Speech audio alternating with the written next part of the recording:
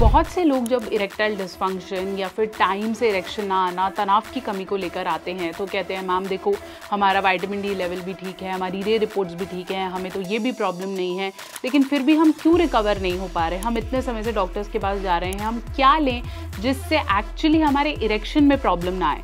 तो ध्यान रखें, कहीं आपका कोलेस्ट्रॉल लेवल तो नहीं बढ़ रहा है। कोलेस्ट्रॉल लेवल के बढ़ने या बिगड़ने से डेफिनेटली आपको इरेक्शन या तनाव की समस्या हो सकती है। क्या है ये प्रॉब्लम, डिटेल में इसे जानते हैं। और अगर आपका भी कोलेस्ट्रॉल ऊपर नीचे है तो आज नहीं तो कल आपको प्रॉब्लम आ सकती है। इस वीडियो को पूरा अंत तक देखेंगे और चैनल पे नए हैं तो ज़रूर सब्सक्राइब करेंगे।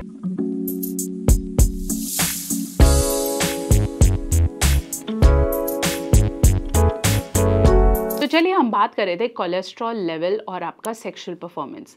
कोलेस्ट्रॉल लेवल बढ़ते ही हमारी बॉडी इंडिकेट करती है कि हमारी जितनी भी ब्लड वेसल्स हैं, मतलब खून जिनमें आ रहा है, उनके अंदर कहीं ना कहीं फैट का एक थक्का जमा है। इसे आप ऐसे समझ लीजिए कि एक पतली सी पाइप है, अगर उस पाइप में बहुत ज़्यादा गंदगी जमा हो जाएगी और वो पाइप के पूरी बॉडी में रहेगी तो खून को जाने में दिक्कत रहेगी। अगर वहाँ पे कोई ब्रेकेज है तो खून बहुत कम मात्रा में निकल पाएगा।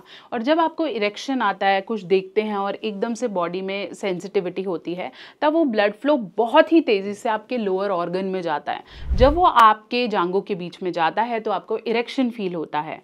ये अगर कोलेस्ट्रॉल उस प्रवाह को रोकेगा तो डेफिनेटली आपको तनाव आएगा, लेकिन उतना हार्ड नहीं आएगा लेकिन लंबे समय तक नहीं रहेगा, या हो सकता है कि आए ही ना। तो अपने कोलेस्ट्रॉल लेवल को मॉनिटर करना बहुत ज़्यादा इम्पॉर्टेंट है।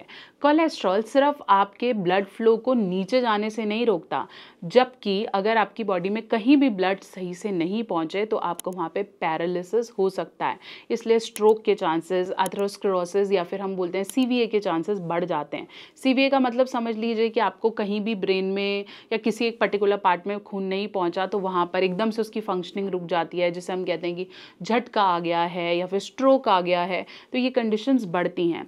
आपका कोलेस्ट्रॉल लेवल आपको काफ़ी सारी प्रॉब्लम्स के अंदर लेके जाता है। इसलिए जब आपको कोलेस्ट्रॉल बढ़ता है या फिर उसके साथ साथ शुगर भी बढ़ता है या हार्ट डिसीज़ होने के चांसेस रहते हैं तो डॉक्टर खून पतला करने वाली दवाई भी देते हैं, आपको कोलेस्ट्रॉल मॉनिटर करने के लिए भी देते हैं, एक अच्छा मल्टीविटामिन भी देते हैं ताकि आपकी बॉडी को एसेंशियल न्यूट्रिएंट्स मिलते रहें, और खाने को कम करने के लिए भी बोला जाता है।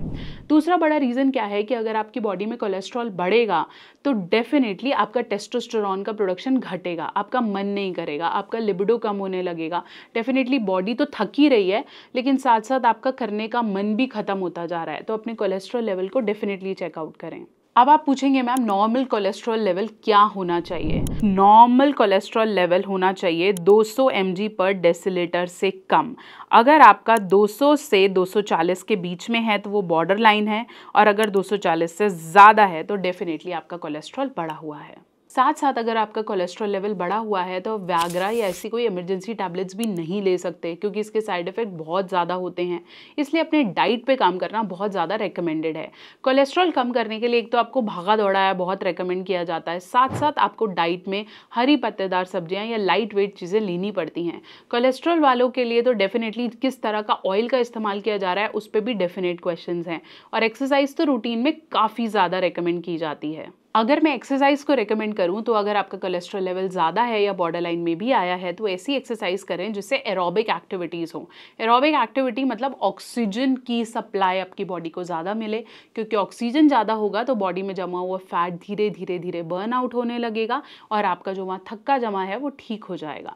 सो डेफिनेटली जितनी भी एरोबिक आउटडोर एक्सरसाइजेज हैं वो ज़्यादा रिकमेंडेड है, चाहे वो साइकिलिंग है, जॉगिंग है, वॉकिंग है, इन सबको ज़्यादा इंक्लूड किया जाए। आप चाहें तो हाई इंटेंसिटी ट्रेनिंग जिम्स में कर सकते हैं, बट कोशिश करें एक ऐसा प्लेस या एक ऐसी जगह जहां पे आप ट्रेनिंग्स कर रहे हैं वो ओपन हो, वेंटिलेटेड हो और ऑक्सीजन की नीड बढ़े। ऐसे ही जब आप वॉक कर रहे हैं तो बहुत ही सिंपल वॉक करना रिकमेंडेड नहीं है, ऐसा कि आपकी सांस बढ़े और आपको ज़्यादा ऑक्सीजन लेनी पड़े। अगर आपको एक पर्टिकुलर एज के बाद लगता है कि मेरी बॉडी ज़्यादा मूवमेंट नहीं कर पाती है, या कमर में दिक्कत रहती है या थाइज में दिक्कत रहती है, तो रेकमेंडेड ये है कि आप गहरे लंबे सांस या अनुलोम विलोम या प्राणायाम कर सकते हैं। इससे भी आप अर्ली मॉर्निंग जब करेंगे तो आपकी बॉडी को ऑक्सीजन की सप्लाई मिलेगी।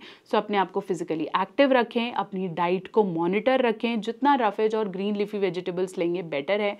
थोड़ा सा प्रोटीन डेफिनेटली रिकमेंडेड है। आगे आने वाली वीडियो के लिए कनेक्टेड रहें। आपको कोई प्रॉब्लम है या कोलेस्ट्रॉल लेवल की वजह से कहीं भी कोई प्रॉब्लम में है तो आप मेरे साथ अपॉइंटमेंट भी बुक कर सकते हैं www.drnehamehta.com। बने रहें, जुड़े रहें और चैनल को सब्सक्राइब करना ना भूलें।